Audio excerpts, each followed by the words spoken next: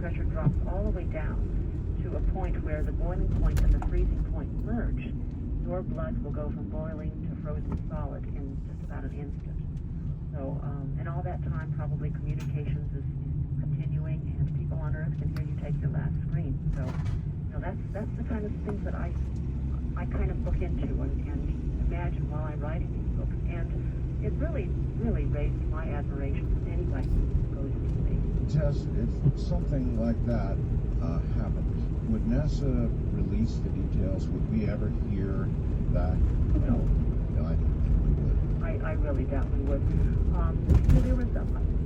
There was a scenario that I had asked about. I said, what if the astronauts all die in space, or they become incapacitated and they're sick and there's no way to rescue them?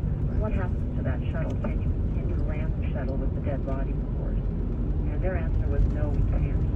And that shuttle will stay in orbit for several months. But that is actually probably their worst nightmare, because it's a constant reminder that coffin going around and around on Earth. I mean, after a couple of months, the orbit will decay and it will eventually burn up in the atmosphere. What do you believe NASA would do in the case of deadly, horrible contagion?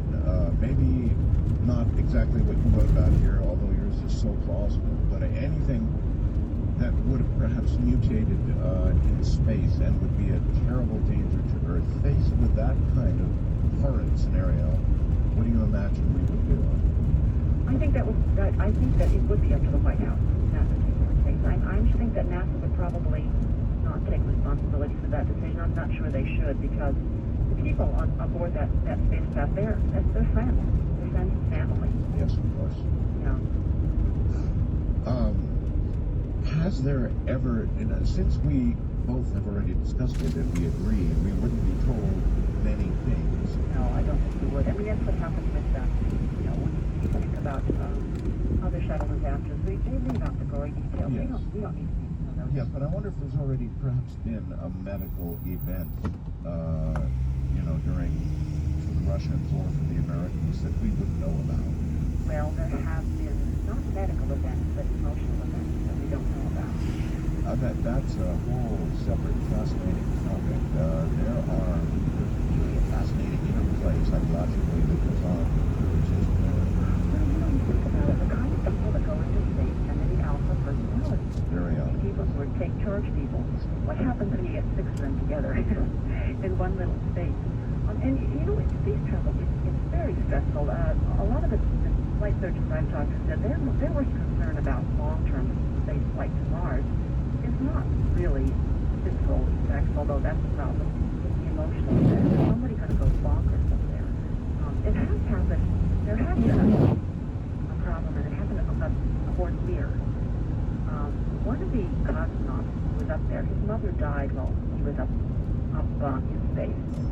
And he was so grief-stricken and so upset that he locked himself away in one of the modules and would not talk to Russian mission control for 2 weeks. 2 weeks? He was the commander. 2 weeks? And did you say he was the commander? He was the commander. He would not talk to anybody. He was, in such bad shape. So, and these cosmonauts are very disciplined. They follow orders. Oh, yes. So that was an example of what can happen when something tragic happens on Earth and they can't deal with it up here. Is that a big error in the psychological screening that went on for that crew? I'm not sure what their psychological screening was at that particular time. I can tell you what NASA does.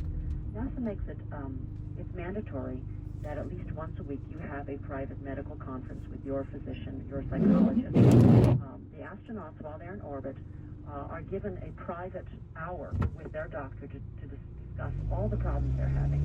They also have what they call private family conferences, or PFCs, where they are given a chance to talk to their families and maybe release some of the stress that way. And those are both mandatory, because NASA understands that people are going to have problems there. They did have one strike. I don't know if you know that. Skylab. They had a what? They had a work strike. A work strike. That's right. The astronauts in Skylab were so, I don't know if I can say this word, angry, pissed off. Yeah, say that. About their load of work that they called down to Houston and said, "We're taking the day off. Goodbye," and shut off. All right, I guess everybody should understand a little bit of the stress that they're under. It's not like they're up there doing nothing. These guys and gals are working probably as many waking hours as they can every single day on experiments, right? Right. And they are very, very busy. Plus, I mean, it's probably pretty hard to sleep up there because there are lights on, there's activity constantly, and they're probably tired. And they're dirty. They can't take baths. And the food's terrible. So, I mean, they're not good working conditions. You can imagine what it's like to be up there for 4 months at a time on ISS. Do these astronauts generally understand the nature of the experiments they're doing?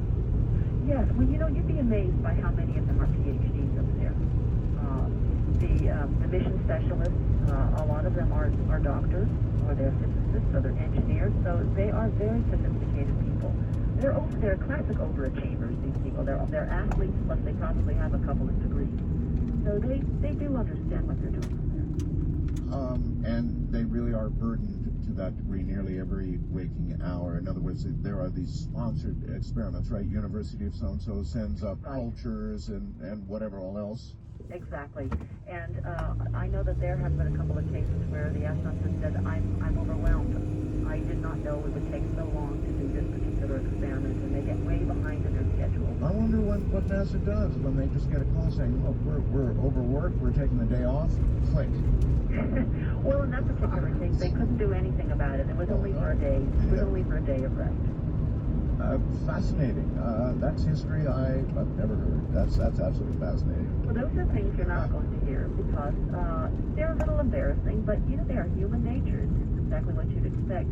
The other thing you don't hear about is how they don't get along sometimes. There was one astronaut, and I won't mention his name, who did not get along with the two cosmonauts here. They did not speak to each other for weeks. They were living in a very confined area, and the cosmonauts disliked the American disliked the two cosmonauts. So I'm so surprised that none of this is sort of screened and tested before they go up as crews. I think they are psychologically screened on the ground, but some of these things you just can't predict until you're in that situation. So not only do you have to worry about physical health, but you have to worry about mental health as well. That's right, and you know, that's part of the reason I think we really do need an orbiting space station. A lot of people will say, why can't you do this stuff with by computer or remote control? These things, these tests, psychology with human habitation, you're not going to know what it's like to send a man to Mars unless you've had to be in similar situations for months, and that's where ISS comes in. Well, I'm going to fall back on your book again a little bit to sort of ask this again. Are you really certain that in every case, I mean, there are all these cultures that are sent up to the space station, that the astronauts themselves are not just keepers of some of them without knowing everything that's possible? You know, when I wrote that book, I was looking at payloads, how they're delivered to NASA, and I discovered that the payloads, I mean, the experiments are approved on paper by a science committee at NASA. But when they are delivered to the launch site, nobody actually checks to make sure that the payload that was promised is what is delivered from the laboratory. So it is possible to slip something in that way. And in fact, I heard later that one of the astronauts who had read the book went to Payload's directorate and said, is this possible? And they said, yeah, that's kind of a little loophole there we hadn't thought about. Oh, you're kidding. No, I'm not. That's what I heard from the movie producer who actually bought the rights to the film, that she had called in an astronaut to be a consultant, and they confirmed that was a problem. Well, you know, while I would recommend this for all of my audience, I know they're going to just absolutely love Gravity. I would think it would be the very last book I would ever hand to an astronaut. Ever. I mean, they could change their minds completely and say, listen, on the other hand, I'd rather stay home.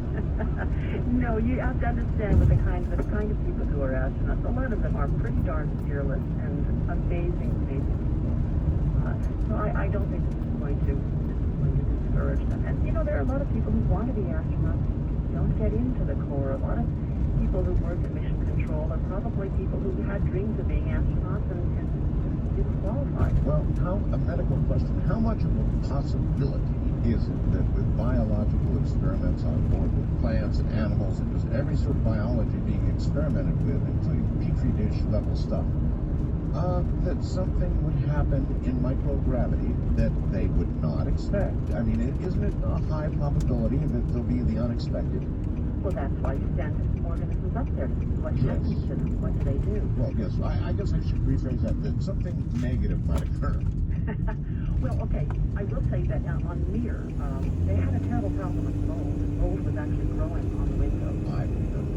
Yes, so I mean, things get loose there, and it's a closed environment, and if your filters aren't working, I mean, they have the most advanced HEPA filters up there, but on Mir, it wasn't, you know, and those HEPA filters, by the way, are easily overwhelmed by too much liquid. This is what happened in Mir also, that all that antifreeze screwed up their filters, their filtration. Yes. One of the things that you do to go up to space is do experiments, because do things that there you can't do on Earth. What they have noticed is that on Earth, when you grow tissue cultures, tissues tend to grow in 2 dimensions, flat sheet. You bring them up there, they start to grow in 3 dimensions. They achieve performance that they never would have on Earth. So there, right away, you have a difference in how biology behaves itself. All right, then that begs another question. How would that potentially, do you imagine, affect the growth of a child, gestation of the fetus, over a long period of time? Dare anybody even ask such a question? They have tried, with mice. They have pregnant mice. I don't recall what the results were, but I believe that there was a very high mortality rate among those fetal mice. Oh. So I don't really know what the reason for that was. I wonder how strongly then that would suggest that there would be a high human mortality rate. Well, I don't think it would be a responsible thing to send a pregnant woman up there, would you? No, but I have this wild imagination that says someday it will happen. Well, no, maybe that men and women will be in rockets that will go very cycles for the crew. Right? That's right. But we can speculate about that all we want. I have a feeling it happens because basically they're probably just too tired and too overworked up there. And if you've ever been around a woman who's tired, she's not interested. I know. All right. But let me shift direction a little bit. Right now, I'm reading stories about scientists who are out resurrecting the 1918 flu that killed, I forget how many millions. Yes. Really a bad mama of a flu, and they're resurrecting this thing ostensibly, I guess, so that they can figure out how to combat it should it come alive again. But how worrisome should it be that they're resurrecting this? I mean, on the one hand, we don't have a problem with it right now, and I don't want one. Well, I think that they're trying to find probably a vaccine for it. No doubt. And when you look at total numbers of killed, the flu is actually a far more lethal enemy of Americans than any foreign country could ever be. I mean, it kills way more people. The flu in itself it's been devastating. I mean, how many millions of people died during that particular epidemic? I remember seeing the chart of where people died, and it followed the railroad line. Oh, really? Yes, it did. And the further you were away from the railroad line, the safer you were. So it was just following the railroad track. It was following the transportation line. Oh, well, great. So then you project ahead to today's world where it could follow the routes of all the airlines. Exactly. And, you can get from one part of the world to another within 24 hours. How fast the lethal virus can travel. That's why I think people are concerned about something like smallpox, although that doesn't seem to be in enemy hands. If that was to get loose and we have a whole population that is not vaccinated, it could be pretty devastating. How long is a smallpox vaccination good for? That's not entirely clear. Now, at my age, I got smallpox vaccination when I was a child. So did I. That's why I'm asking. Right. Is it lifelong? We don't know. Probably not. So there may be some partial protection, but I suspect that even though you and I were probably vaccinated when we were children, it doesn't mean we won't get it. Great. I was first-time caller line is area code 775-727-1222. To talk with Art Bell from east of the Rockies, call toll-free at 800-825-5033. From west of the Rockies, call 800-618-8255. International callers may reach Art by calling your in-country Sprint access number, pressing option 5, and dialing toll-free 800-893-0903. From coast to coast and worldwide on the internet, this is Coast to Coast AM with Art Bell. Indeed so. This could be about a killer, a serial killer, if you ever listen to the words. Stand your hair right up. We'll be right back. Stay right where you are. We're going to talk about serial killers here in a second. But, you know, I've got to ask you a question and answer for my audience something that for years now we've been bantering around at certain morbid moments. And it goes back just a little bit in the interview to this 2-minute thing. You know, in years past they used to cut off people's heads and they'd fall into a basket, right? Right. Would the 2-minute rule apply to the basket? And this has been an eternal question. And I'm sorry to ask, but I have it. You know, people have seen mouth action and little movements after people have had their head chopped off. Would you be aware that you were lying, meaning your head, was lying in a basket for a minute or so? Theoretically, yes. Oh, gee. I believe, well, you know, you cut off the head, but the brain is still functioning for at least a few seconds. You're probably aware that your head is falling into the basket. Your vestibular system is still working in your ears, so you will be feeling the motion of rolling forward. And, I mean, it was known that Mary Queen of Scots, after her head was cut off, yes, her lips did move for a while afterwards. It's a pretty gruesome thought, isn't it? It absolutely is, and we've had varying opinions on this program. All right, so you want to work on serial killers. Yeah, coming back to the... Trying to figure out why, so a lot of you people said they wanted a story on serial killers. So where do you begin with that? Well, the women did. What I did was I used my medical background, and I told you, I write about things that freak me out. I've always had kind of this morbid sensibility, I suppose. Your website tells that story, doesn't Yeah. it? Well, I thought about what is it about medicine itself that kind of bothers me?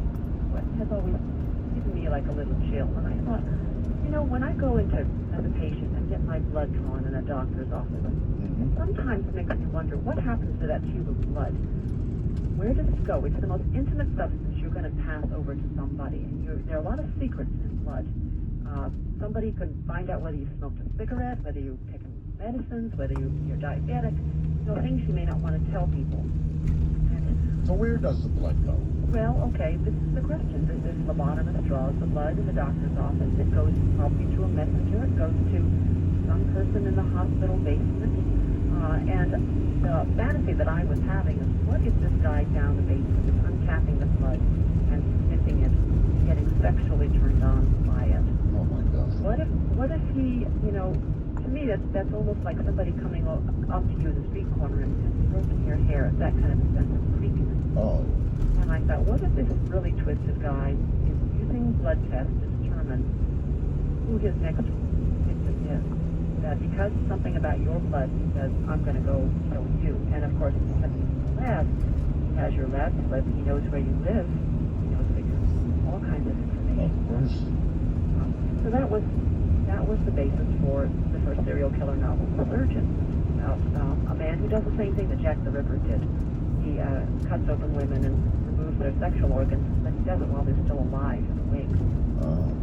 And here's the part about the male fantasy that kind of creeps me out. I went on book tour for that book, and one of my readers came up to me, a very normal-looking man, and I was signing his book. He bent over and he whispered in my ear, he said, "Thank you for writing this book." And I said, "Why?" He said, "You let me enjoy my fantasy." And he walked out the door. Oh man, that must have totally creeped you out. And I just thought, whoa, there are people out there who actually think the way my villain does. You know, when you think about, I'm not talking about crazy serial killers, I'm talking about sane ones. So there are a number who are perfectly sane, Oh, no. Maybe we better stop right there. What do you mean there's a certain number that are... How could it ever be sane to be a serial killer? Well, it depends on your definition of sanity. I mean, these people they're not schizophrenic. They don't have hallucinations. They know right from wrong. They just have no sense of morality. That's not really considered insanity, so to speak.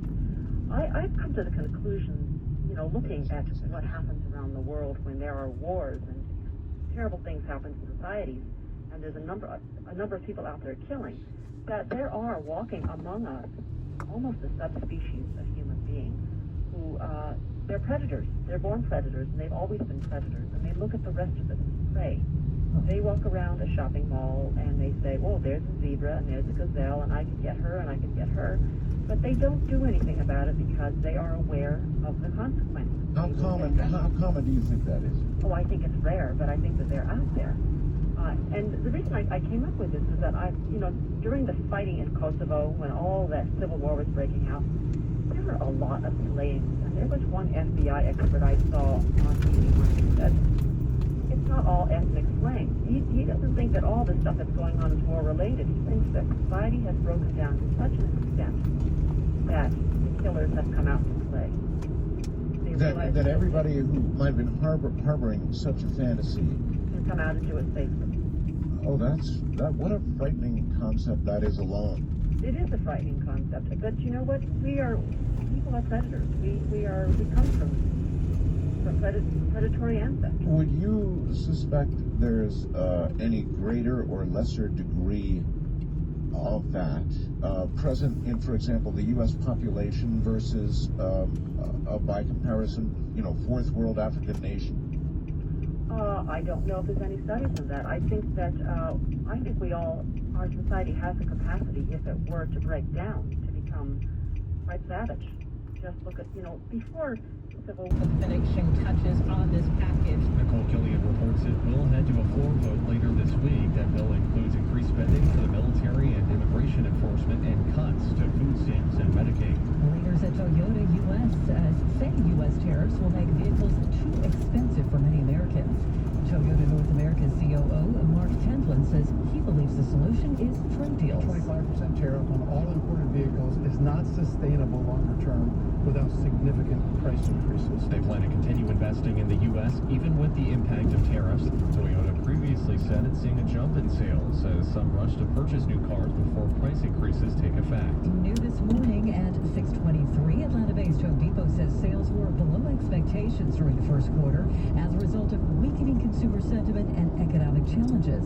The sales dropped 0.3% in the 3 months that ended at the start of the month.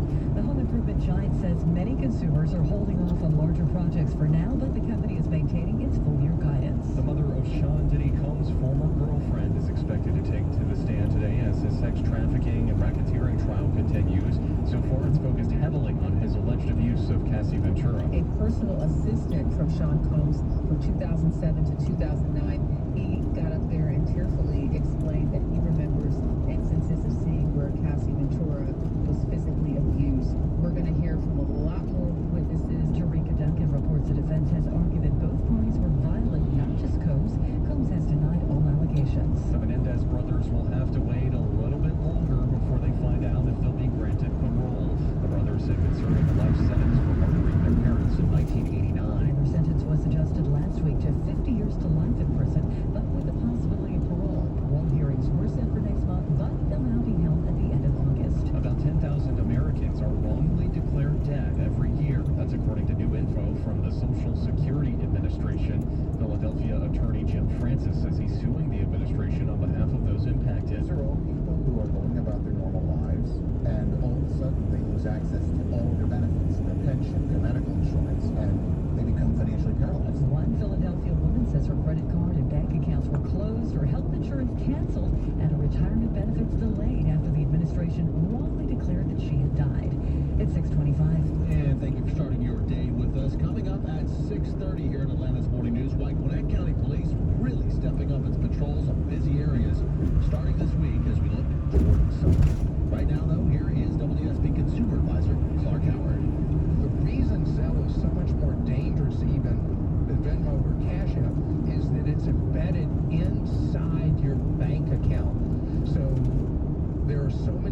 criminals have been able to use Big Bad Zelle to empty your bank account, and you don't know till checks start bouncing.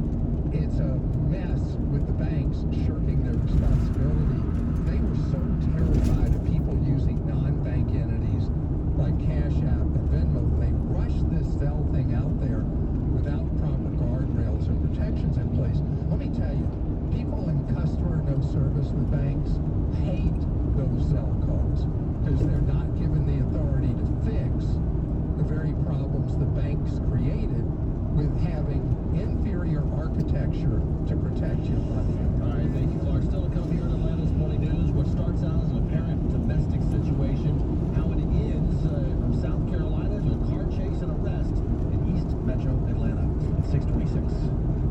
It pays to have the WSB radio app. Download it today and get ready for the Blitz. Oh my God. The WSB 5K Day bonus Blitz. 5 chances a day to win $5,000. It's a Blitz. The WSB 5K Day bonus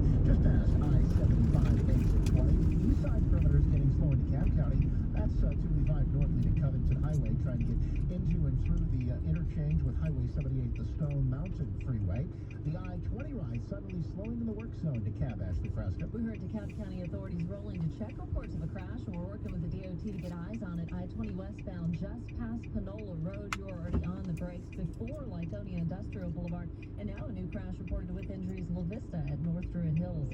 Next report at 640. Triple team traffic, 95.5 WSB. Cloudy skies this morning, but we'll see enough sunshine to heat up to a high of 89. We're going to stay dry for the majority of today. A line of heavy rain and thunderstorms won't arrive until after 10 p.m., continuing through midnight and moving out of the metro area around 5 a.m. tomorrow morning. Then we are to dry out and cool down for tomorrow afternoon, mostly sunny, high 82. Right now, 72 degrees in Acworth, 73 in Duluth, it is 70 in Covington. Meteorologist Christina for 95.5 WSB. It is 6:31. Our top local story is more kids in the streets this summer. One metro county is getting serious about fighting crime. WSB's Sabrina Cuban reports Gwinnett County residents will notice more police officers on the streets starting today. Typically, crime spikes in the summer when school is out, and Gwinnett County police are bringing back a classic approach to public safety, walking to neighborhoods and meeting residents face to face.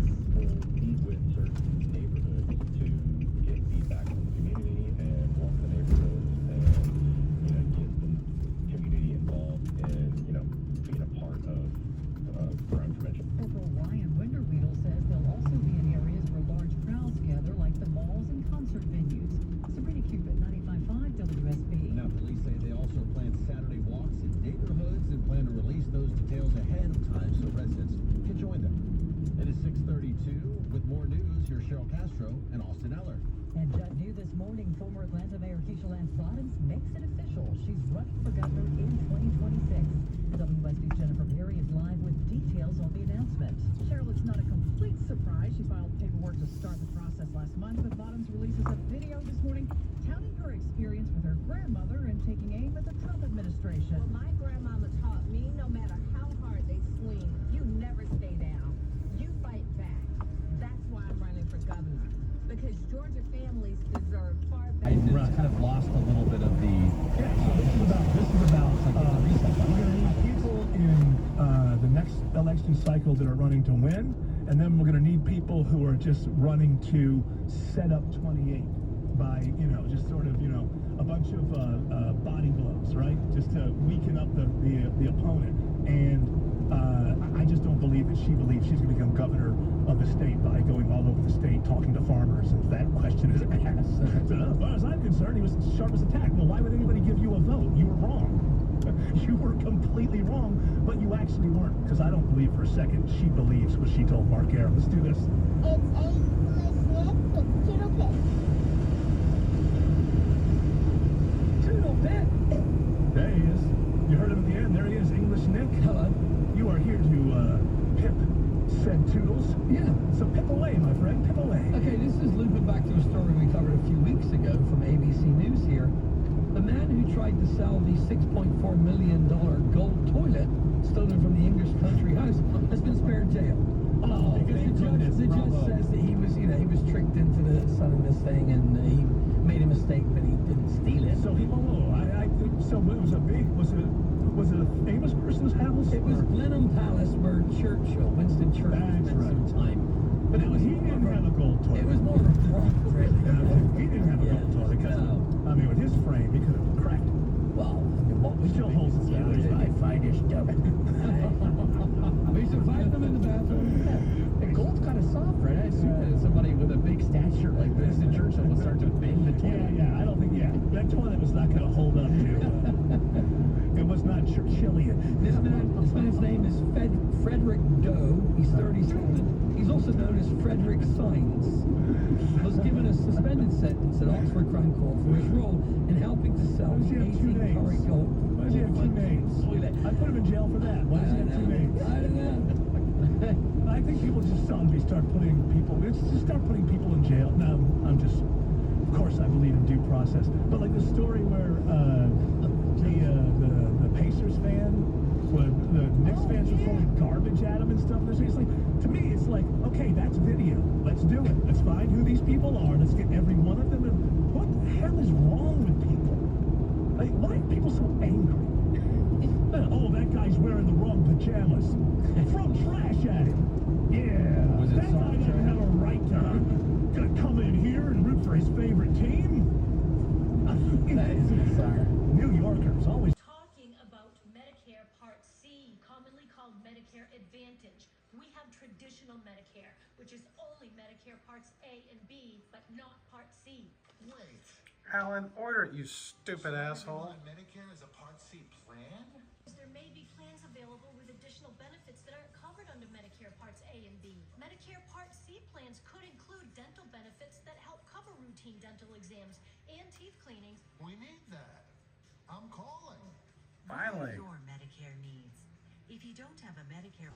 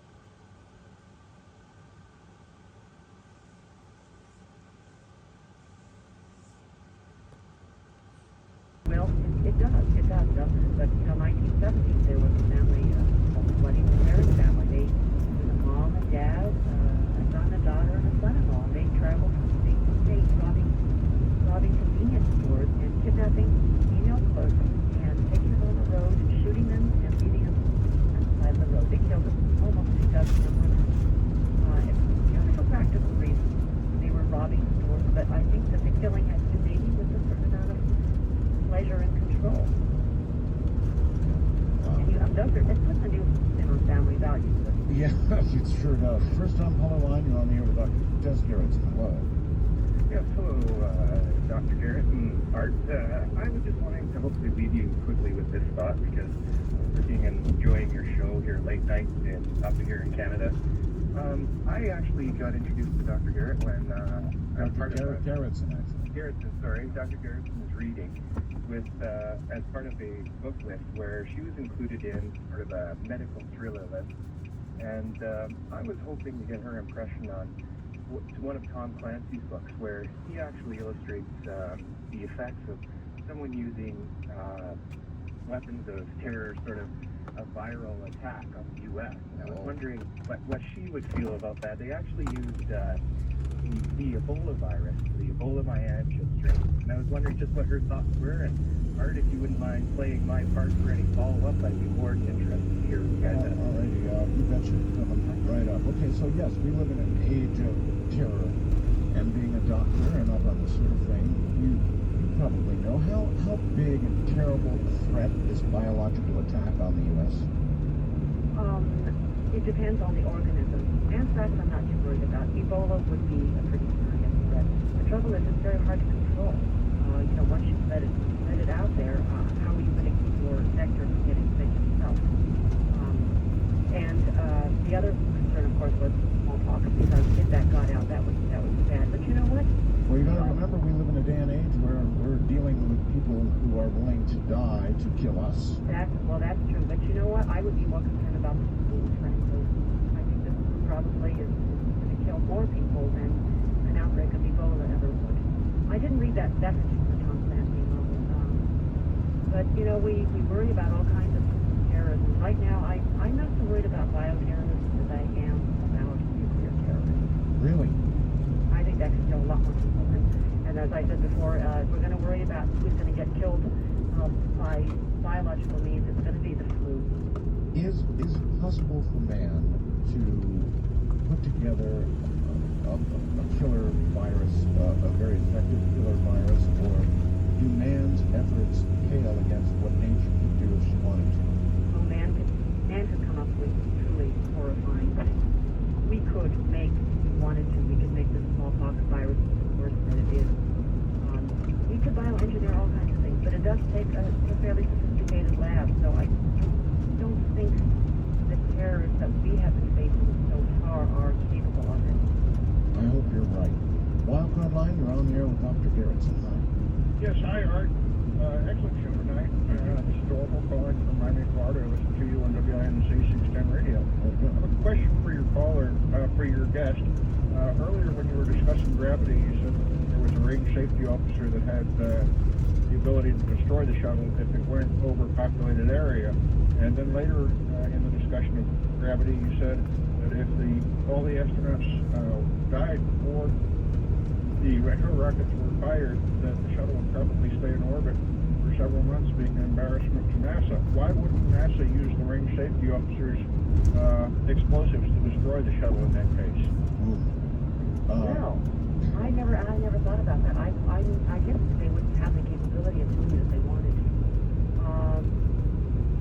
A good point. I had thought about it, but that was all I remember. That was what the PAO told me, was that was their worst nightmare, was having one up there for 4 to 5 months. If you were working for the government, Doctor, and the government told you that a terrorist had loosed in some small or mid-sized town airborne Ebola, and you had to make a decision. I remember there was a movie about this. You remember that? Yes, Justin Hoffman. Yes. And what kind of, could you make a medically based decision on that? To kill people trying to get out. Well, yeah. And that's essentially, that was a hard decision that had to be made. Right. Quarantining people and then trying to stop people from working. I mean, if you knew you couldn't prevent the spread in any manner other than cauterizing it, so to speak. I'm afraid there would be no other option for there. If you're going to protect the rest of the country, you would have to definitely quarantine and not let people out. Yes. And I think that that would be a decision you would have to make if you're going to be a responsible public servant. That would be one very brutal decision. Yes, it would be brutal, but it would probably be necessary if you're talking about it. So if you were advising the president on that situation and it was obvious it could not be contained, you would advise the president to take that step. Yes. East of the Rockies, you're on the air with Dr. Garrettson. Hello. Hello. I was wondering if a parent, feels like that his children are maybe having masochistic or predatory tendencies, is there anything he can do to, kind of nip it in the bud before they get too old or Actually, that's a really good question. Doctor, there are serial killers, I'm told, frequently cut their teeth on killing pets and other animals in neighborhoods and that sort of thing. And so if this man is observing that kind of behavior in his own children, well, that's a tough question. That's a tough question. I would be worried. I would certainly go for professional evaluation. The kids do a lot of crazy things. They do a lot of antisocial things like break into cars or steal cars or do property crimes, which may actually probably be within the range of normal behavior for teenagers. When you start doing cruel things like that, like torturing animals, killing dogs, that's another level. I would be worried. So professional treatment. I think that they definitely need to be and also watch to make sure they don't hurt. The question always comes up, what if you know somebody is likely to go out and commit a crime? What do? They haven't committed a crime yet? That's a good one. All right. There's nothing you can do because, this is the law. You have to wait until they are guilty. But I have a good friend who's a criminal psychologist who works in the military. He had a soldier who had just killed somebody. He was talking to the soldier and said, what did it feel like? And the soldier said, it was the biggest power high I've ever had. Wow. And the psychologist thought, this man has to be locked away for the rest of his life because he's like a man who just tasted it. He'll do it again. That's so foreign. So foreign to me. I guess with all the study, it is not that foreign to you, but it just stops me cold. It stops most of us cold, those of us who are prey. Prey. Right. West of the Rockies, you're on there with Dr. Garrettson. Hello. Hi, this is Maureen in Las Cruces, and thank you so much for this program. You're very welcome. I'm hoping Dr. Garrettson can answer a question that's been bothering me, and I'm sure thousands of other people. George Norrie had on a guest a while back that said that the cause of mad cow disease can almost not be killed. There's very few things that can kill it, that it's even been passed from patient to patient after the surgical instruments were autoclaved. Yes. My question is, can it be found in canned pet food? Yes. It has been found in canned pet food in England. I'm not aware that it has been found here. A number of pets died of it in England. See, my problem is that I recycle all of my cans. And so I wash all of those cans in my sink, not with my dishes, but it's the same sink that I wash my dishes in. And I also wonder if the cans that I wash can't be killed and they're recycled into something else if there were mad cow disease in there. Am I poisoning, maybe the next can that has spinach in it or something? I see. Well, so far, there's been no reports of it in the United States because we did not do what we should not have done, at least what they did in the UK, which was feed cows, downer cows. I think you probably understand that that's how it got into the herd in Great Britain, is that when cows died, they would be ground up and fed to other cows. That doesn't happen in the United States, or it should not happen in the United States. So I don't think there should be any problem with canned pet food in the U.S. as long as it's American. That at least is some small comfort, but you sound like you have a lot of concern about this. Well, I think I'm concerned because I think it's underdiagnosed. I think there are more cases of CJD than we realize, and she's absolutely right. I don't know who your guest was, but it's absolutely true that the prion, which is the protein, the abnormal protein that causes CJD, doesn't even hurt, does it?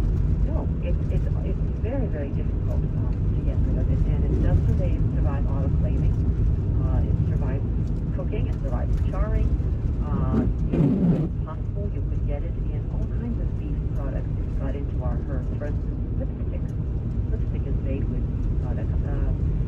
Gelatin capsules, that's a beef product. Jello. Is it easily misdiagnosed as Alzheimer's? Not as Alzheimer's. I think that sometimes maybe older people get it and die, and they're diagnosed with something else. Maybe they died of pneumonia, and so it was never really clear that it was the neurologic disease was the primary reason they died. But as I was mentioning, that we just had three cases here in the mid-coast with middle-aged people, and there were clusters of them up in the upper Midwest, I think, from eating elk meat. So it's certainly in the environment, and we still don't really understand how it causes disease. Change the protein structure of the brain itself and leave these big holes in the brain. Nature is always trying to stay a step ahead. Nature is scarier than anything any horror writer could come up with. There's a great line to end it on, because we're out of time. We're just flat. What a full pleasure to interview you. Thank you so much. Thank you so much, Art. Good night, Doctor. Good night. That's Dr. Tess Gerritsen, folks. Gravity is the book. I'm telling you, this one, you'll never be able to put it down. It's called Gravity. Amazon.com and wherever you can find it. In the high desert, I'm Art Bell. You all have a wonderful night, and I will see you later on this evening. Actually, till then, ciao.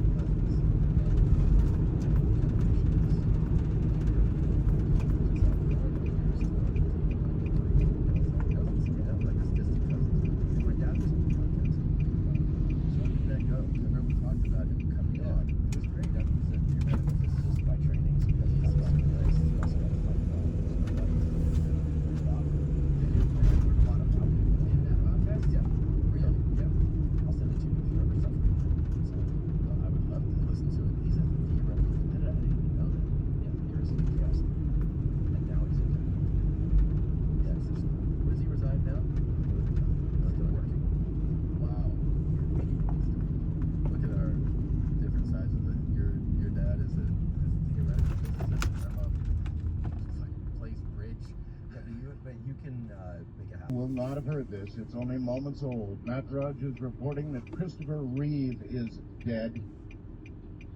Very sad. Superman. They've got a picture up there of Superman. Christopher Reeve, dead. Details unknown. The family will release details apparently on Monday at the earliest, but that's the late word. And I suppose we could have some small amount of hope that it might not be true, but Matt Drudge reporting on his site that Christopher Reeve is dead. Matt Drudge is good. Matt really is good at what he does on the net. And then there is my my webcam photo. Now, we were having some pretty wicked thunderstorms this afternoon here in the desert. And as you know, I have many towers up. But I have one particularly large one directly behind my house that rises 100 feet into the air, and it's about 3,000 pounds of steel, you know. And I have antennas on top of that. And this afternoon, Ramona came and said, "Hey, you better come out and take a look at this." And I went out and took a look. And here was a tornado beginning to form in the sky. A tornado! And, you know, we're in Nevada, right? And it was definite circulation. So I said, oh, darn. Well, you know, a variation of that. And ran inside, and I got my camera, and I thought, well, if it's going to touch down, it didn't, thank God. It's going to touch down, I might as well get a picture of what did it. So I ran out, got a camera, and there's a picture that would strike, I mean, the pucker factor for an amateur radio operator with a tower like this over his house is real high. 8, 9, 9.5. So that was taken several hours ago, and it was a real high pucker factor. So you might want to take a look at that. You just go to the website, coastcoastam.com, and it's in the upper left-hand corner. And if you look carefully, you can pick out the circulation without any trouble at all. I had to send that to the local newspaper. You don't get a lot of tornadoes here in Nevada, but there you are. It's a big welcome to Iraq for Donald Rumsfeld. The United States may be able to reduce its troop levels in Iraq after the January elections if security is strengthened, it says. The Iraqi government forces continue to expand and improve. But while our defense secretary was there, a lot of things blew up. Cars blew up, left people dead, including an American soldier. So I don't know. You know, you hear differing reports coming from Iraq. There's some good news, and there has been a little bit of good news lately, but bad news seems to be continuing. The Senate late Sunday received a resolved one actually, delaying passage of a sweeping corporate tax bill and 2 spending bills for disaster relief and homeland security. Call it the law of unintended consequences, perhaps. A new national backup system meant to ensure that millions of eligible voters are not, mistakenly somehow turned away from the polls this year, could end up, they say, becoming as infamous as Florida's hanging chads. Congress, boys, news you want just before the election, right? Congress required conditional or provisional voting as part of election fixes passed in 2002 for the first time. All states must offer a backup ballot to any voter whose name somehow doesn't appear on the rolls when the voter comes to the polling place November 2nd. That'll be handy for the illegal aliens. If the voter is later found eligible, then the vote counts. Okay. Mount St. Helens. Let's see. Mount St. Helens. I have a lot of friends I talk to up there. I've been trying to urge them to quickly send their radio equipment to me while it can still be safe. Anyway, Mount St. Helens.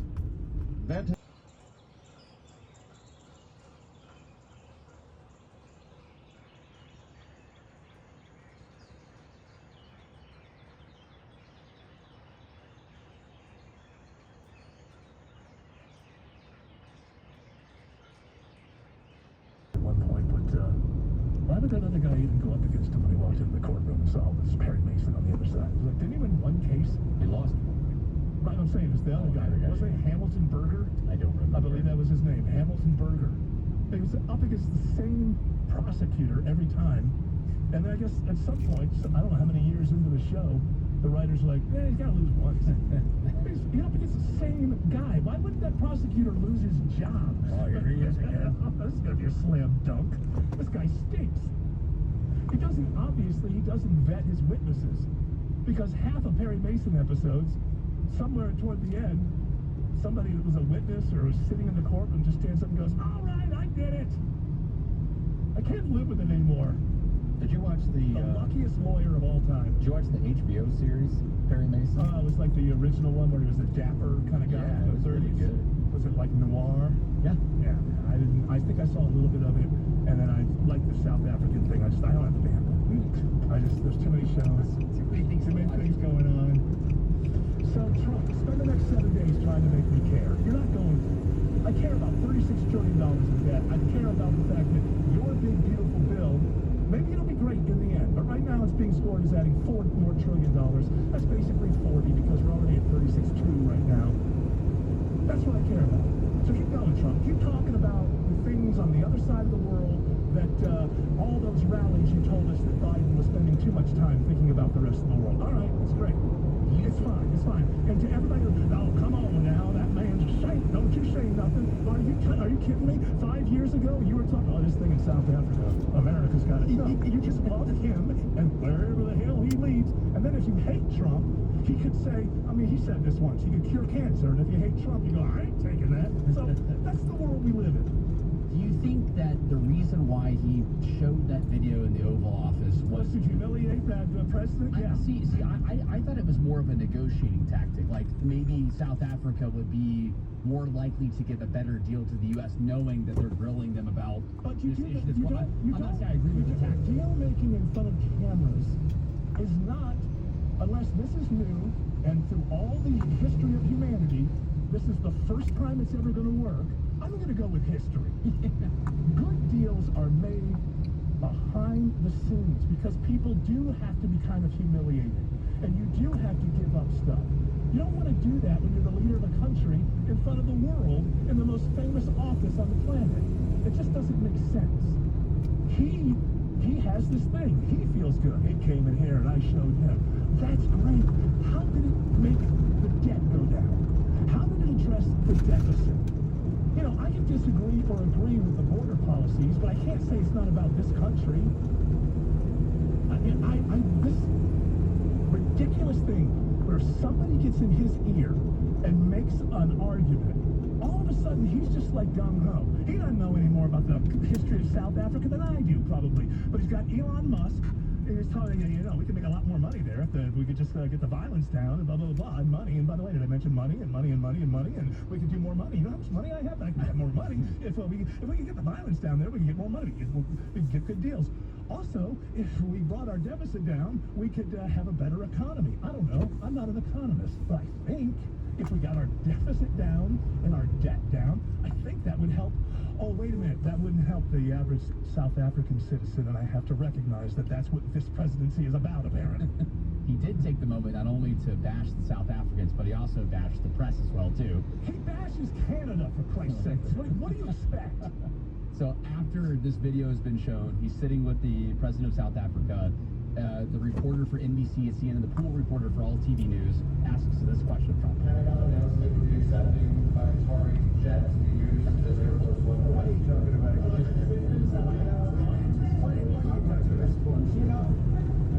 You to get out of here. What does this have to do with the guitar jet? They're giving the United States Air Force a jet, okay? And it's a great thing. We're talking about a lot of other things. This NBC trying to get off the subject of what you just saw. You're a terrible reporter. Maybe he is a terrible reporter, but if I was president and it came time for questions, the way I'd look at it is, I'm going to answer whatever the questions are. And then maybe at the end I go, I think this is stupid, but here's the answer. Can we just concentrate on this country? Can we get to a point in this country where people aren't so internally angry and boiling inside that they throw trash on each other if you wear the opposing basketball team's jersey? Can we try to bring down I got an idea, folks. Left and right, MAGA and progressives, I got an idea. Let's take a year and just turn the temperature down. Wouldn't that be the most helpful thing for everybody?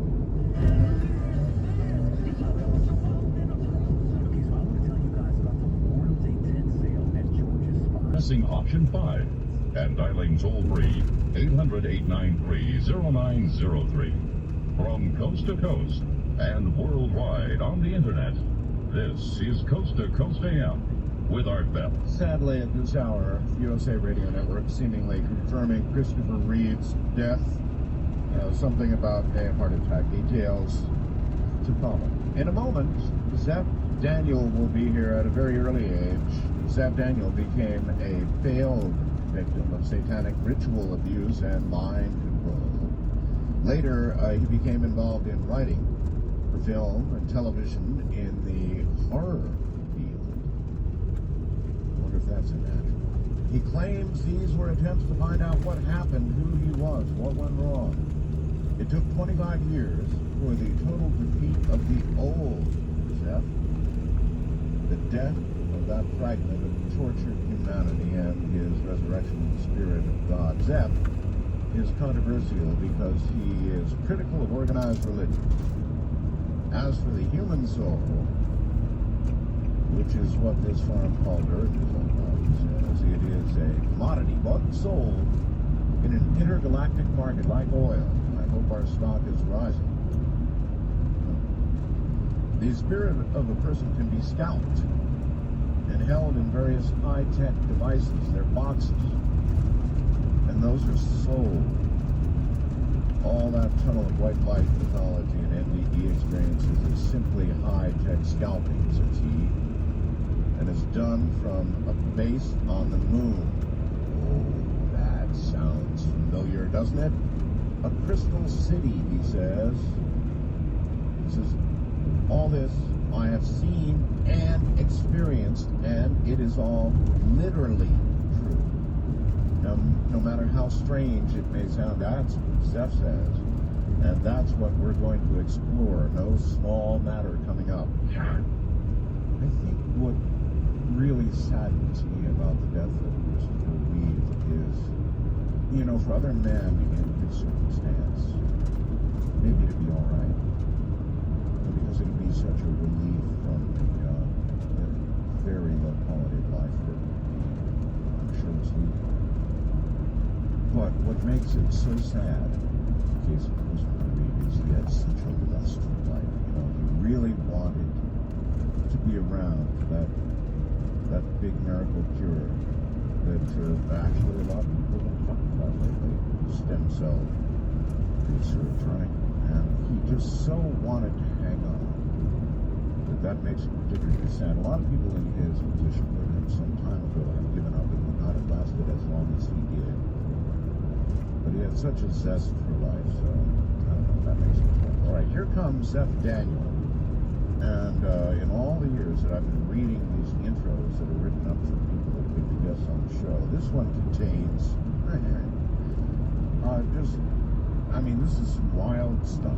There's no question about it. So that's welcome to the program. Hello, Art, and our prayers and love to the Bereaved family, and of course to Bereaved wherever he is.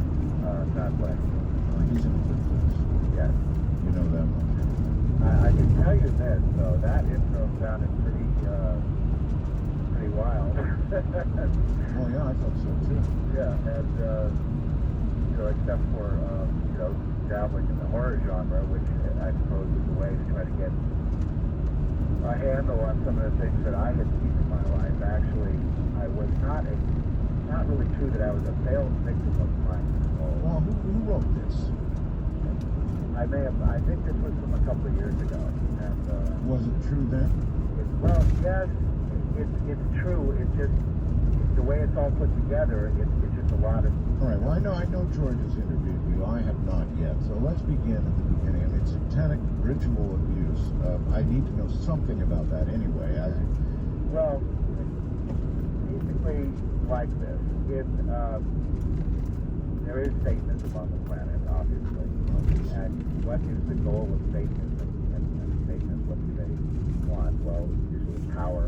They want the power from it. And a lot of times, families and generations are born, and then someone goes over to the satanic side. That passes on to the next generation, and the next, and it's like a bloodline type of thing. And there was that line in your family, I guess, huh? A line there, and in the case of it's kind of ugly in a sense, but basically it goes like this.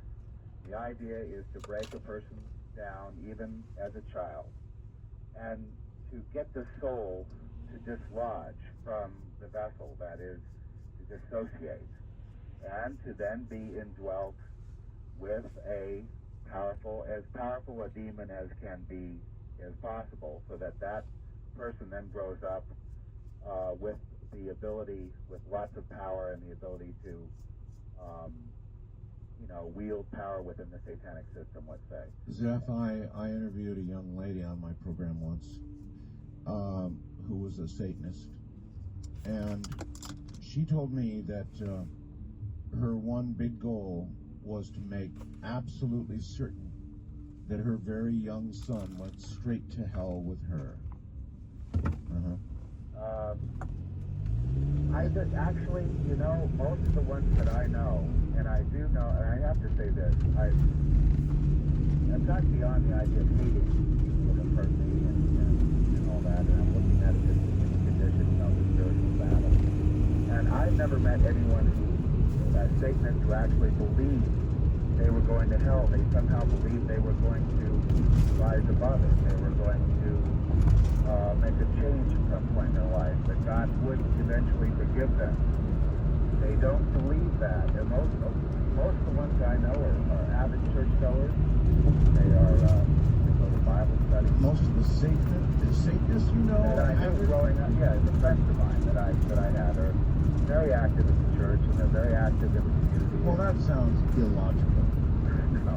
Yeah, absolutely illogical. I mean, if you're worshiping Satan, and that's the right word, worship, then God would be the antithesis of what you believe was true and right and powerful. Right, and I think the reason they get affiliated in the church system, or for the affiliation, for business, for other reasons, they don't get affiliated with it for the quest for God. Oh, just a good old boy network. It's more of a social. So they practice Satanism in secret. And also, another aspect of it, to do good work to offset the negative. And they believe that by doing that, like when the mafia gives money to needy organizations, right? There you get the spiritual mafia. And, but the idea is, again, to get the soul to dislodge. In other words, to traumatize a child, or traumatize a victim or a target to the point where they will give up, their spirit will give up, and they'll be able to be indwelt with whatever the family spirit is, whatever the group spirit is, because Satanists work in groups. So, and that's the idea. The more powerful an entity one is indwelt by, the better they're going to do in life. That's what they think. So what happens to people that refuse or fight back? Do you know, in fact, that's true? I mean, can you tell me definitively that there are not a lot of Satanists who are rich, powerful, and some names we'd recognize, that there are not people out there gaining from Satan now? Well, there are people gaining. There's, again, it's passed on from generation to generation usually, and the ones that don't go with it usually wind up dead. They call that a satanic sacrifice. It's a brutal system. And again, the spiritual mafia, it's a brutal. You know for a fact that there are human sacrifices to the devil.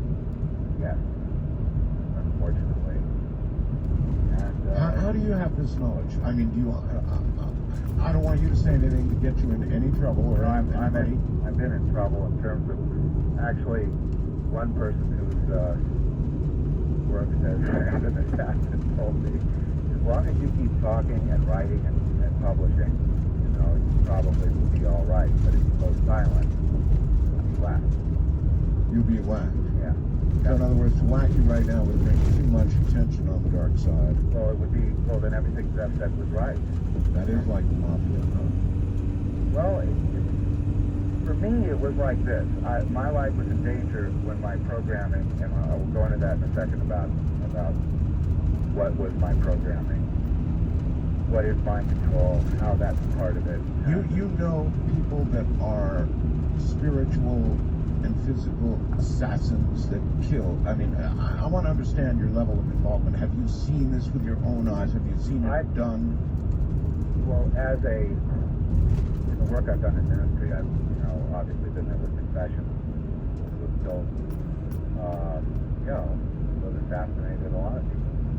And usually it's made to look like a missing person or an auto wreck or something. Yeah, well, you just used the word ministry. You're critical, though. It says here you're critical of organized religion. Have been. Why? Because of seeing the involvement of people that have been duplicitous, let's say, in, for example, Satanists in the church behaving as if they're worshiping God, and really I don't know what they're doing there. But they are very much involved in the organization, and it's a battle. I don't have anything against people going to church, really. That's not it. It's looking for God in church rather than being on that quest for God in your life, 24/7. And going to church or going to the library, going to university or anything like that, I have no problem with that. I don't, that's not the So your criticism then of organized religion is just what? That it allows these Satanists to get together in some horrible charade? Let's just say that I've been, hurt in those environments, and I've seen other people hurt in that same way, and I'm like, why is this going on here? This should be a place of worship, a place of a sanctuary, a safe place, a good place. And I've talked to Satanists, Zeth, who say, look, I don't know how to put this except bluntly. They say that they want, I guess they think that this life is it, and they want everything they can get out of this life because that's what they want, and they think Satanism, the dark side, can get these things for them in this life, and it should be told, is that possible or not? And if it really is possible, then you can understand the temptation that leads them there. Absolutely, and we're always. That's how I feel. I feel a lot of compassion for people who've gone to that side, and I understand it perfectly.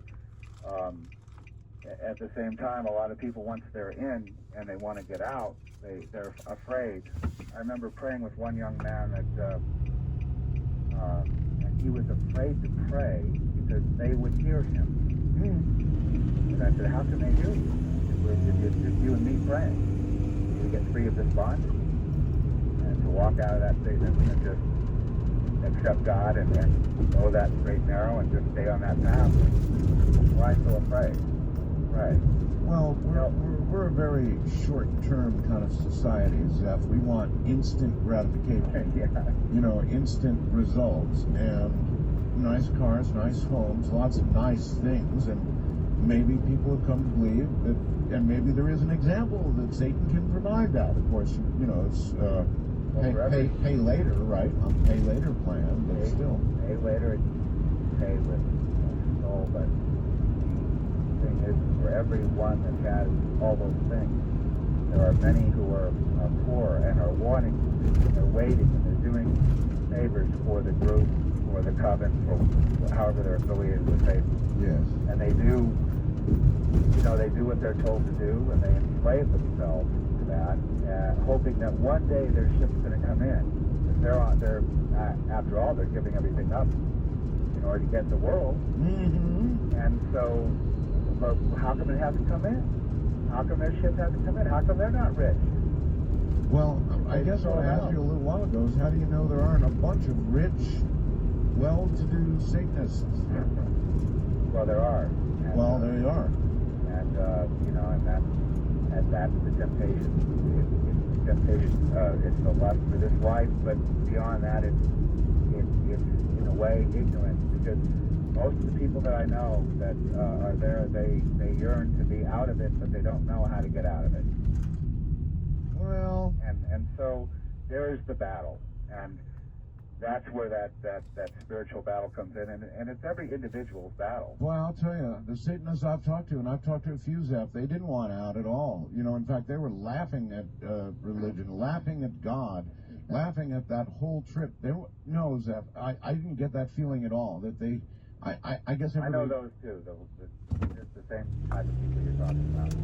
Well, yes. I'm sure that from your point of view, you want them converted, you want them to understand your truth, or the truth, and convert. But the ones I've talked to, Zeph, they weren't like that at all. They were happy. just happy and as devoted to Satan as the most religious person that I'd have on the air, you know, trying to proselytize. Yes, absolutely, and and a lot of those that seem so happy are a magnet for others to want to be like them. Of course. And you get a society going that direction, and it's not hard to figure out if everyone could get in that and get the money and get the and grab onto this life while this life is going on, they would do it if they don't value their soul. And that really is where the rub is. Is there a soul? Well, you know, I was about to ask you that in the form of a more difficult question, and that is, if I were to ask you to do your very best to convince me that there's a soul, that we really have a soul, how would you do it? Well, what I would say is this is quietest moment when you have thoughts that are not timed, in other words, not geared to this temporal life. For example, the idea of love, the idea of looking at nature and seeing its beauties, the idea of listening to your own inner thoughts. Are you your ego, or are you something deeper? And are you sure you're not confusing consciousness with soul? Well, I think the soul is conscious, and I think the ego battles the soul or tries to put it into bondage to think, so that you think the ego, your I, is, you know, this life, the flesh, your desires, is who you are. But I like to say this: you are a soul. What is the soul? The soul is you without the ego. And who is that person? A lot of people don't know that person. That you weren't delusional? How do you know that you weren't observing in a delusional state other people that were in a delusional state getting medicated and so forth and so on, explaining a lot of what you got here? Well, I definitely was delusional back then. Yeah, not delusional, but definitely mind controlled in the sense that there were certain quote doctors, I suppose, on my case, which you know, made me believe that nothing like any of these things that I've said tonight had ever occurred. Of course. And as I believe, I not only did I believed that I was delusional about the things that I had experienced. In other words, they had me turned around backwards for a good, I don't know how many years. Anyway, when they released me, my life was like the Truman Show. I mean, everyone around me was appointed, was assigned to me.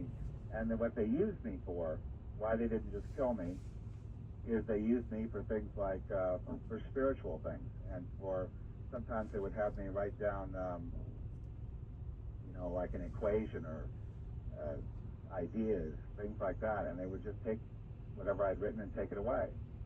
And other times they would bring me around people that were ill. And who is they? They, just people that were around me as a child, let's say. I see. Significant others, teachers, friends, family, other families. All right, to get out of this facility, Zeph, I assume that you had to finally agree with them that everything you had experienced was delusional and I'm better now. Otherwise, they don't let you out. But I not only agreed with them, Art, I really, really believed that I was mistaken. In fact, the memory was even gone. I had no real memory of the trauma, the you know, things that I had seen. You know, there were people that had been killed and all kinds of things. And I had I could not believe that could be true. It just went against everything in my soul, everything that I... Well, it's okay, so then if you really felt that way at the moment of your release, you had been mind controlled to that point, then how do we get from there to where we are today and what you are telling me is true and did happen and was real and is real?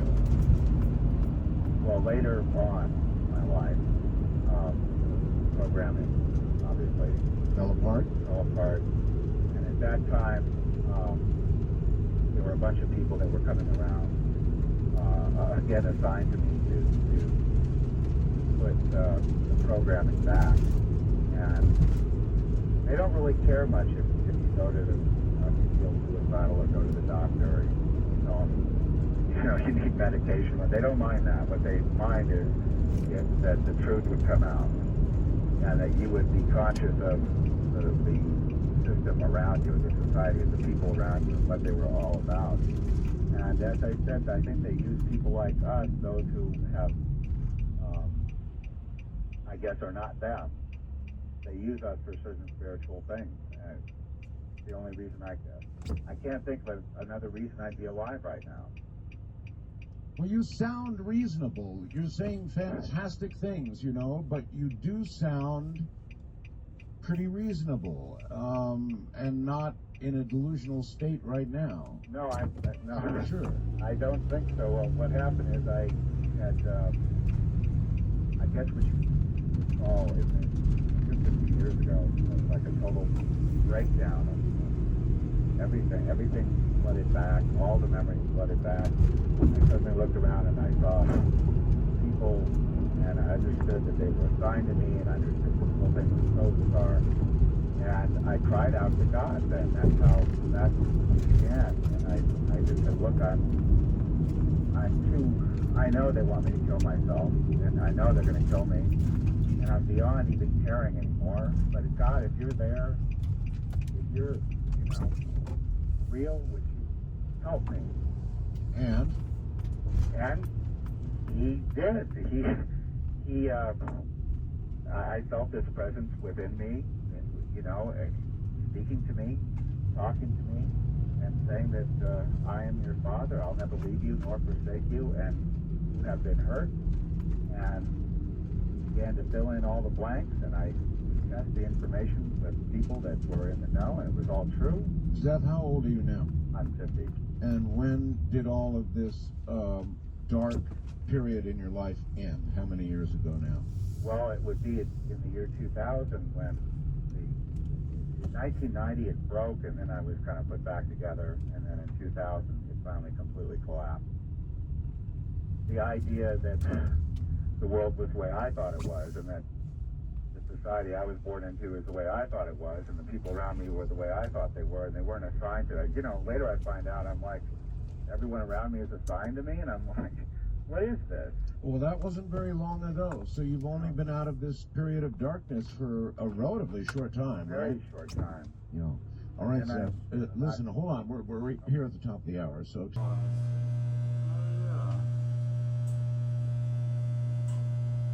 All right, so where's this 5 feet to building 320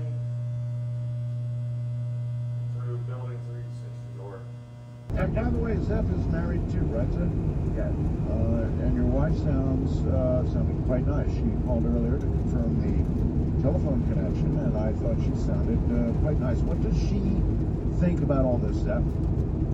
Well, we've been together since 1992, and so she's been a witness to the whole process that I've gone through. And has she confirmed any of this for you? Yes, absolutely. And she just told me on one of the breaks, she said, not just you, but she's seen the ship. She's seen Red Fort. You know what, Zeph? Paula, can you hang on a minute? Sure thing. All right, I'm going to put you back on hold. Hey, Zeph. Yeah. Zeph, put your wife on. Okay, hold on a sec, Art. All right. Seems a reasonable thing. I don't know why. She lives with him, and a lot of this is very, very, very fantastic stuff. But then, on the other hand, his delivery is quite cogent. Hello? Hi there. Hi, Art. What is your first name? Patricia, More people call me Trish these days. Okay, Trish, off. Then we'll make it Trish. Okay. Trish, listen, a lot of what your husband says is pretty out there for a lot of people. On the other hand, it's very cogent, as I just observed before you got on the line. And you've lived with your husband now since, what, 92 was it? What year is it? 2004? Yeah, I think. All right, yeah. so a long time. Yeah. How can you confirm what Zeph is saying. I mean, have you observed anything that really strongly leads you to believe that what Zeph is saying is dead on? Yes. Absolutely. You've seen ships? Oh, yes, and even before I met him, but the most awesome thing was that night when he surrendered, God. Yes. And that was such an awesome thing. I mean, it was a complete change in both of our lives because, we'd always known God, but we never really knew like that.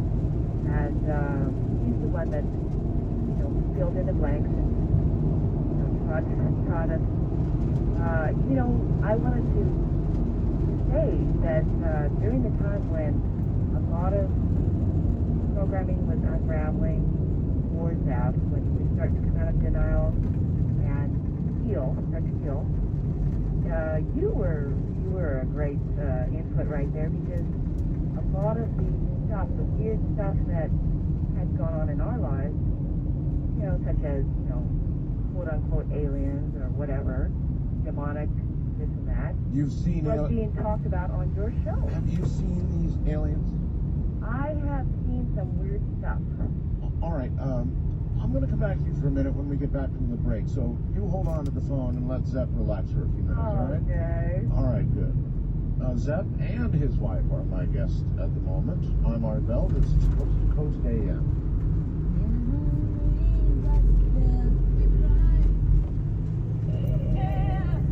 727-1295. The first-time caller line is area code 775-727-1222. To talk with Art Bell from east of the Rockies, call toll-free at 800-825-5033. From west of the Rockies, call 800-618-8255.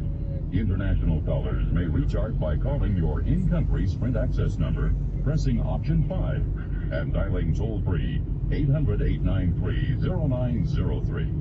From coast to coast and worldwide on the internet, this is Coast to Coast AM with Art Bell. So, what do you think, Pookie? Is life a circle, as she sang, or is it a straight line? Do you go to the light, or do you go to the darkness? Is the light really a trick? My guest is Zeph Daniel, and now his wife for a few more moments. We'll be right back. To be sure, a lot of what Zeph Daniel says is pretty wild stuff. I mean, it's absolutely out there. There's no question about it. And his wife is on the line. I couldn't resist. She's willing. Bless your heart for doing it. I mean, what have you seen that would tend to confirm? You said you've seen ships, you've seen aliens. What can you describe to me that you've seen that validates all of this, and how did it happen? Well, Art, it's lovely talking to you. I guess what I've seen mostly is I've gone through a period of, close to 15 years now with Zeph, and I'm really grateful that Yahweh, our Creator, has given me him as my husband and my soulmate, because I guess in my own soul track I needed to hook up with him and be a blessing to him and him be a blessing to me. Soulmates, it's called, right? I've got that. But what has confirmed for you the things that he's telling me tonight? I mean, you've been there listening. Well, like, for instance, what's the difference? I don't know. You I can confirm the tunnel thing. Yeah, I remember we were living in Laguna Niguel at the time, and he was just on a rampage. He was like, whatever you do, don't fall for that one.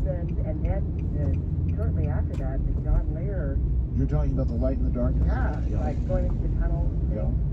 And at the time, I was like, I don't even really know what you're talking about. And then, but in the spirit, I did, and I was like, oh, that's a point. And a strange thing happened when my own father passed away.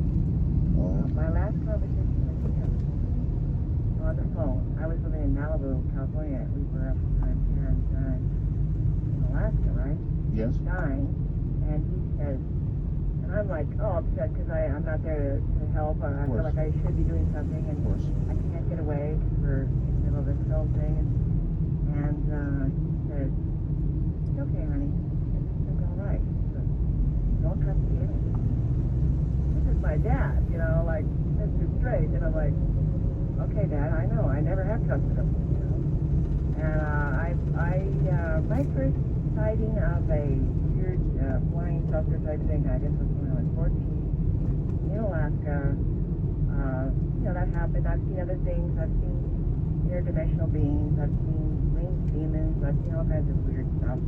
But I can tell you one thing, Jeff Mueller, and I knew that when I first met him, and now more and more I'm seeing that come to pass. A lot of people being blessed by what he does. He read the phone book to somebody and something happens. All right, listen, I want to thank you for coming on.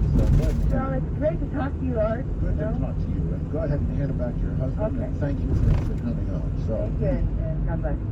And you as well. All right. Back now to Zeph. Yes, Art, I'm back. Okay, well, that was interesting, certainly, to hear. And now, you're going to leave me the way John Lear did, now even more in doubt about all this for the rest of my life. Then I don't know what. So you're healed, I guess. I don't know what I am. Anyway, listen, I've had this caller on hold. I'm bringing him back now because I don't think we were done. Paul, you're back on. Thank you very much.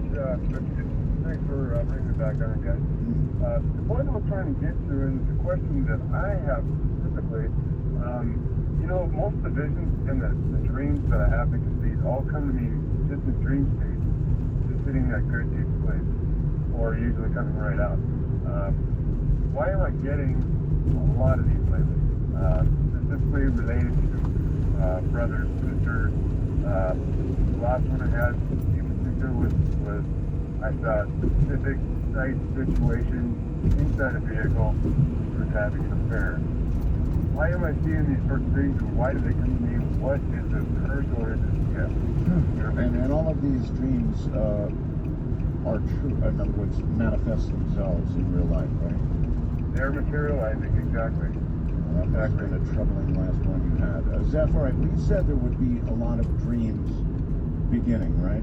That's right, and that's also biblical about the time we're in. And the dream means that he's being called to service, he's being called to warn people, he's being called to let others know, to not keep this bottled up, but the more that you use this gift to warn and to help people, the more you'll actually, maybe the curse in a sense, but the more you'll be given.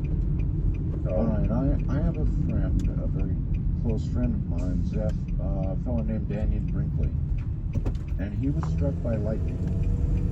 And because of that lightning strike, he gained a power that over the years has begun to fade, but when it was at its peak, which was immediately following the trauma, when he was recovered enough to begin experiencing the things that he experienced, I know for a fact that he had powers. He could visualize things. He could write down. If you had an enemy, he could draw a picture of the enemy's house and car and that person. And oh my God, Daniel was really one strange cat for quite a while, and that was the trauma of the lightning bolt being virtually electrocuted, fried alive. Well, when you see in the spirit, you see ahead of what comes in the flesh, in the physical. Your trauma was early in life and ritualistic abuse. Yeah, and I'll tell you, just to give an example of what happens to people. A lot of associate, you've heard of MPD, multiple personalities. Oh, yes. And then, of course, they'll try to use those and program those alters to produce what they want. One thing you can say about, now this is highly organized, bloodline elite, over generation Satanism. It's not something you read about on the internet. You'll never see anything about this on the net. Okay, this is How long have you been a listener, Seth? Well, I listened to you in the early 90s, and then it's been on and off. Have you listened through the years that I interviewed Father Melkamor? I listened very briefly once in a while, but I'll tell you one interview you did with him that shocked me because I understood this, and I also understand, I know of him and his work. But when he talked about the possession and the perfectly possessed. Yes, sir. Exactly. Use that term, perfectly possessed. he simply said that these people were ordinary people that you would pass and will pass in the street every single day who have made a deal with the devil. They've just simply made a quiet, comfortable deal with the devil. And as a result of that quiet, comfortable deal, they're perfectly possessed. He said, I know them when I pass them on the street. Well, you know them from the death. You feel the death. You feel the cold death. There's no light. There's, you know, they have to. Now, what these people have to do once you've done that is you must, you must get power from external. So, you do things to get power. You might get close to someone who hasn't made that deal, siphon off a little of their life force, if you will, and you are given the power to do that, like a vampire, like a psychic vampire. Yes. And they'll do that to keep that light, to keep from fading out. But they're very. That's the curse that happens. You make that deal with the devil, and you become dead in a sense, and you have to start feeding. And feeding is any number of things, but that's the curse. That's why I feel sorry for them. And this is not a deal that has to be made, according to Father Martin, by the horned one appearing before you. This is simply something you only have to think and agree to, and you consent. Yes. And you agree with that. I agree that consent, free will is the key. Well, but if you decide right now, I mean, I could decide right now that I'm going to consent, and I'll bet you anything that I would see a whole bunch of sudden magical blessings occur. Like, for example, I might find a check in the mailbox, or I might find an opportunity, a door opens to publish millions of copies of books or whatever. Something like that would happen to confirm my quiet consent.